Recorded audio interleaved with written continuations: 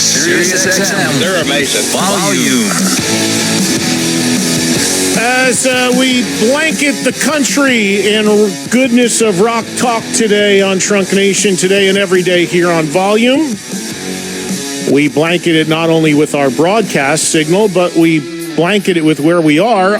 Or anything you might want to call in or comment about or bring up or ask about is all good as we jump into the phones right now on what I am calling a free-for-all Tuesday. And we start with Ken, who is in New York, our first caller.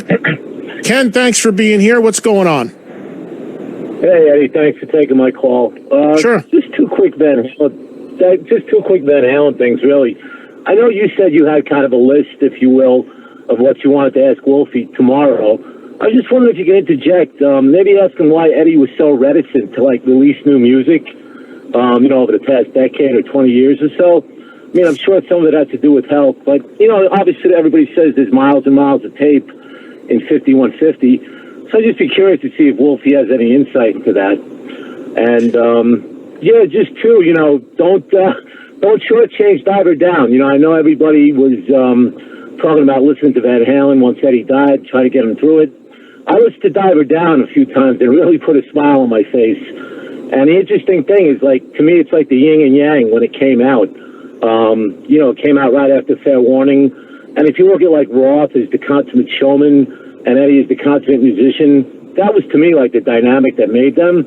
And when they got it right, right down the middle, it was, it was great. Van Halen 1, Van Halen 2. And, Fair Warning, obviously, leaning toward the musician side.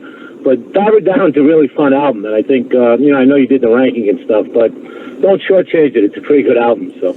Yeah, Ken, thanks. I agree. And thanks, Ken, for calling. I would absolutely have no problem. I mean, I don't hate Diver Down at all. I just think that when you do that ranking of Van Halen records, as we were doing at that time, it's going to slot in the lower spots just because there's a lot of covers on it and because it's not necessarily...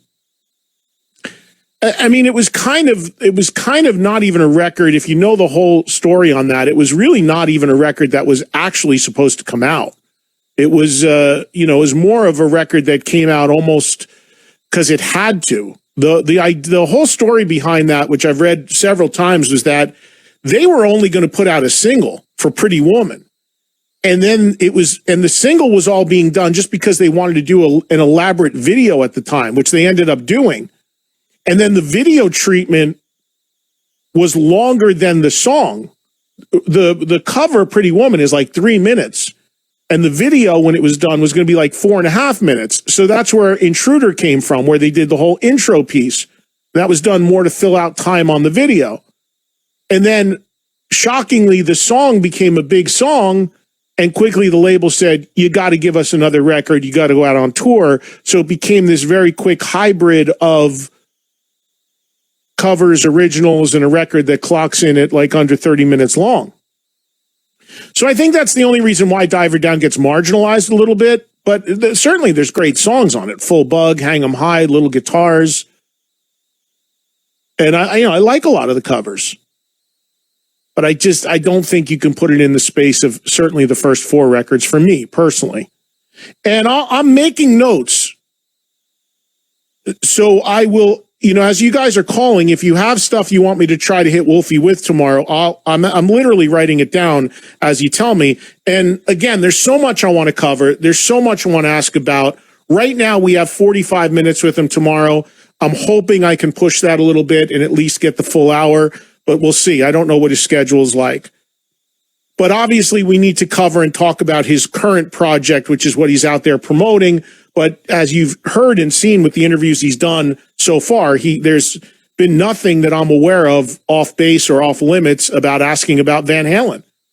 And he is the guy that is going to clearly steer whatever the Van Halen ship is as far as releases, re-releases, and what have you going forward. He is the heir apparent, no doubt. Or I've been watching the Sopranos all over again from start to finish, as Christopher called it, the heir apparent. Greatest show ever. Let's say hello to Dan, who is in L.A. What's going on, Dan? Hey, Eddie, how you doing? Good, man.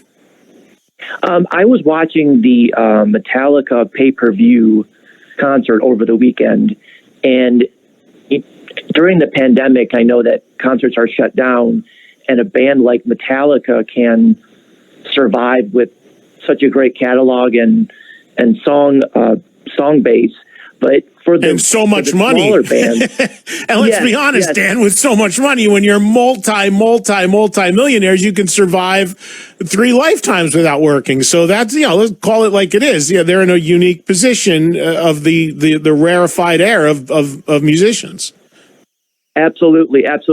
And but as I was watching the concert, I was thinking about the smaller bands as far as recognition and how are they going to survive streaming as a source of income compared to concerts? How do you project sales are going for streaming concerts in this COVID era? Well, it's hard to say, and I understand what you're saying. And what I've said all along on the streaming thing is I think it's great. I understand the need to do it. I understand we've seen an evolution of it. We've seen people doing it in different ways. I mean, if you think about it, when streaming first started, it was very rare for it to be paid, that it was ticketed. I remember clearly being on the air with you guys 6, 7, 8 months ago saying, I wonder if we're going to get to a point where people start charging for streams. And now, if they're not charging, it's an anomaly. So we've definitely seen a lot of things change. We've seen that people are willing to pay. We've seen that most bands are charging, and we've seen people trying to do it in different ways, from very elaborate productions, Corey Taylor going into the Forum and renting it out with pyro and all this stuff, to people doing shows in their bedrooms or what have you. It's at every level.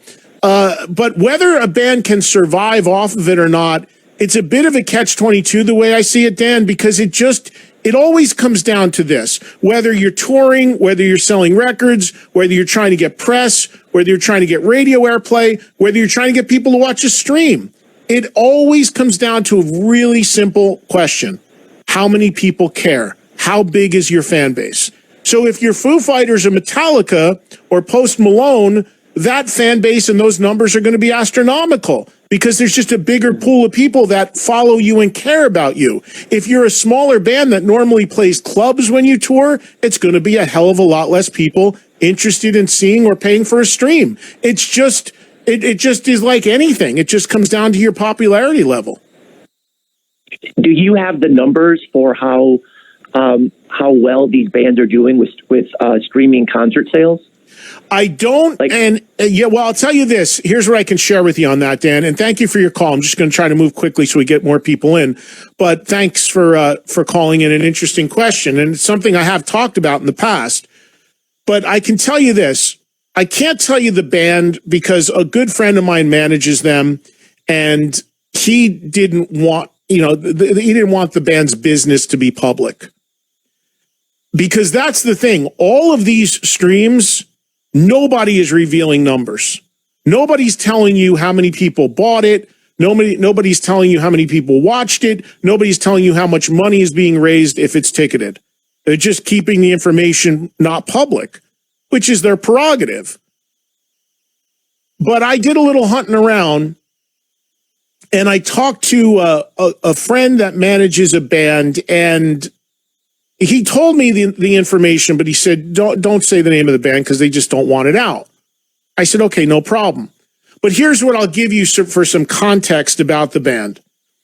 If the band were playing and touring right now, they'd probably pull between, probably between 2,000 and 4,000 people a night as a headliner. So they're kind of like a House of Blues theater level touring act as a headliner. If it was a festival, they'd probably be somewhere in the middle to the upper middle of the lineup on a day. And now this band, a couple things to keep in mind about this band as well, this mystery band, is that they had not been active for 4 or 5 years. And they did, like a lot of bands do, one of their classic albums.